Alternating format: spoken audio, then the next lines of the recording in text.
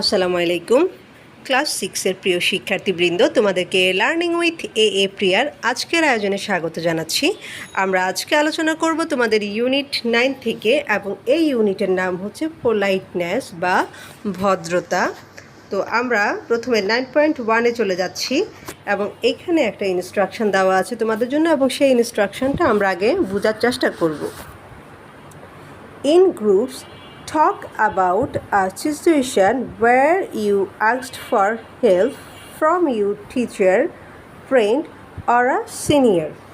অর্থাৎ তোমরা এখন কি করবে, দলে ভাগ হয়ে যাবে। তারপর দলবদ্ধভাবে তোমরা কি করবে, এমন একটা অবস্থার কথা চিন্তা করবে যেখানে তোমাকে তোমার চেয়ে বড়, বয়সে বড় কারোর কাছ থেকে, বা তোমার শিক্ষকের কাছ থেকে, অথবা তোমার বন্ধুর কাছ থেকে সাহায্য চাইতে হবে। Then write down a few sentences which contain can, could, may, must, have to, might, should and underline them.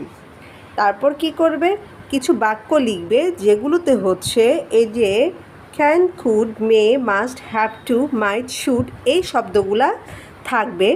এরপর এই শব্দগুলোর নিচে তুমি কি করবে, আন্ডারলাইন করবে, অর্থাৎ দাগ দিয়ে এটাকে চিহ্নিত করবে। তাহলে তোমাদের মূল কাজটা কি? মূল কাজটা হচ্ছে প্রথমে তোমরা দলে দলে ভাগ হয়ে যাবে, এবং সেই অবস্থায় তোমরা এমন একটা অবস্থার কথা চিন্তা করবে যে অবস্থায় তুমি তোমার শিক্ষক, তোমার কোনো বন্ধু অথবা তোমার চেয়ে বয়সে যারা বড় তাদের কাছ থেকে কোনো একটা ব্যাপারে সাহায্য চাইবে, এবং এই যে সাহায্য চাওয়ার জন্য তুমি যে বাক্যগুলো ব্যবহার করবে সেই বাক্যগুলোতে এই যে can, could, may, must, have to, might, should, হ্যাঁ, এই শব্দগুলো থাকতে হবে। এবং তুমি এই সেন্টেন্সগুলো লেখার পর কী করবে, যে যে জায়গায় এই যে can, could, may, must, have to, might, should এই শব্দগুলো থাকবে সেগুলোতে আন্ডারলাইন করে দিবে, ঠিক আছে? তো এটার জন্য তোমাদেরকে এখানে একটা ঘর দিয়ে দিয়েছে, হ্যাঁ, এই ঘরটাতে তোমরা এটা ফিল আপ করবে। তো আমি এখন তোমাদেরকে দেখাবো যে কী করে তোমরা ঘরটা ফিল আপ করবে। তবে তার আগে যারা অলরেডি আমার চ্যানেলটাকে সাবস্ক্রাইব করেছো তাদেরকে অসংখ্য অসংখ্য ধন্যবাদ। তোমাদের এই আন্তরিক সমর্থন আমার জন্য কিন্তু অনেক বড় কিছু। আর যারা এখনও চ্যানেলটা সাবস্ক্রাইব করনি তাদের কাছে চ্যানেলটাকে সাবস্ক্রাইব করার একটা ছোট্ট অনুরোধ রইল, এবং তোমাদের যদি আমার ভিডিওগুলো ভালো লেগে থাকে সেটা কমেন্টে অবশ্যই জানাবে, আর ফ্রেন্ডদের সাথে শেয়ার করবে। তোমাদের কমেন্টগুলো পেলে আমার ভীষণ ভালো লাগে। তো আমি এখন তোমাদেরকে তোমরা কিভাবে এই ঘরটা ফিল আপ করবে সেটা দেখাচ্ছি। আচ্ছা, এবার দেখো, তো আমরা নর্মালি কী করি, ফ্রেন্ডদের কাছে বা কারোর কাছ থেকে একটা কলম চাই, বা একটা কী চাই, একটা খাতা চাই, বা অন্য কোনো কিছু, এক গ্লাস পানিও চাইতে পারি, তাই না? এরকম বলি না? তাহলে এরকম লিখতে পারো যে, আর তোমরা চাইলে এখানে নাম্বার দিয়ে দিয়েও লিখতে পারো যে নাম্বার 1, হ্যাঁ, 2, 3 এভাবেও লিখতে পারো, অথবা চাইলে যেটা করতে পারো সেটা হচ্ছে এমনি একটু স্পেস দিয়ে দিয়েও লিখতে পারো, নো প্রবলেম। দেখো, আমি প্রথমটা লিখেছি হচ্ছে can you give me fan, হ্যাঁ, তুমি কি আমাকে একটা কলম দিবে, can you give me a fan, এখানে মি এর আগে একটা এ ইউজ করবে, ঠিক আছে? Can you give me a fan, তুমি কি আমাকে একটা কলম দিবে, অথবা can you give me a book, অথবা can you give me the book, তুমি কি আমাকে বইটা দিবে, অথবা can you give me a glass of water, তুমি কি আমাকে এক গ্লাস পানি দিবে। এইভাবে করে কিন্তু তোমরা সেন্টেন্সগুলো নিজেদের মতো করে মেক করতে পারো। আমি আমার সব ভিডিওতে একটা কথা তোমাদেরকে বলি, সেটা হচ্ছে কখনোই ইউটিউব থেকে এইভাবে ডিরেক্টলি তোমরা কিন্তু কপি করবে না। এটা আসলে তোমাদের শিক্ষার ক্ষেত্রে একটা বড় ধরনের প্রতিবন্ধকতা। আমরা যারা এই ভিডিওগুলো বানাই, তো আমরা চেষ্টা করি তোমাদেরকে একটা ধারণা দেওয়ার জন্য, যাতে করে তোমাদের টপিকগুলো বুঝতে সুবিধা হয়। কিন্তু তোমাদের মধ্য থেকে যদি হয়তো অনেকেই কাজটা করো বা অনেকেই করো না, যারা করো না তারা তো খুব নিজেদের ভালো করারই চেষ্টা করছো নিশ্চয়ই, সেই জন্যই হয়তো বা কপি করো না। ডিরেক্টলি কোথাও থেকে কপি করবে না, এটা তোমাদের কাছে আমার একটা রিকোয়েস্ট। তোমরা হচ্ছে বোঝার চেষ্টা করবে, নিজেদের মতো করে সাজানোর চেষ্টা করবে। এরপরে একজন ইউটিউবের কোনো টিচার কি বলছে সেটা আগে খুব ভালো করে বোঝার চেষ্টা করবে, তারপর হচ্ছে নিজেরা সেটা আগে চিন্তা ভাবনা করবে এবং নিজেদের মতো করে গুছিয়ে লেখার চেষ্টা করবে। যদি না পেরে থাকো তারপর সেটা অন্য ব্যাপার, কিন্তু এতটুকু চেষ্টা অবশ্যই করবে যদি তুমি ইংলিশে ভালো করতে চাও। তো দেখো আমি কিন্তু একটা সেন্টেন্স লিখেছি ঠিকই, কিন্তু তোমাদেরকে মুখে ওই একই রকম সেন্টেন্সের আরও অনেকগুলো সেন্টেন্স বলছি, একই প্যাটার্নের অনেকগুলো সেন্টেন্স কিন্তু আমি বলি আমার প্রতিটা ভিডিওতে। তো তোমরা চেষ্টা করবে ধরো একটা সেন্টেন্স শোনার পর যাতে করে তোমরা আরও কয়েকটা সেন্টেন্স নিজের মতো করে বলতে পারো, এইটুকু চেষ্টা অবশ্যই করবে। দেখো তাহলে আমার কাজটা কী ছিল, যে আমি প্রথমে একটা সেন্টেন্স লিখলাম, তাই না? Can you give me a fan, তুমি কি আমাকে একটা কলম দিবে?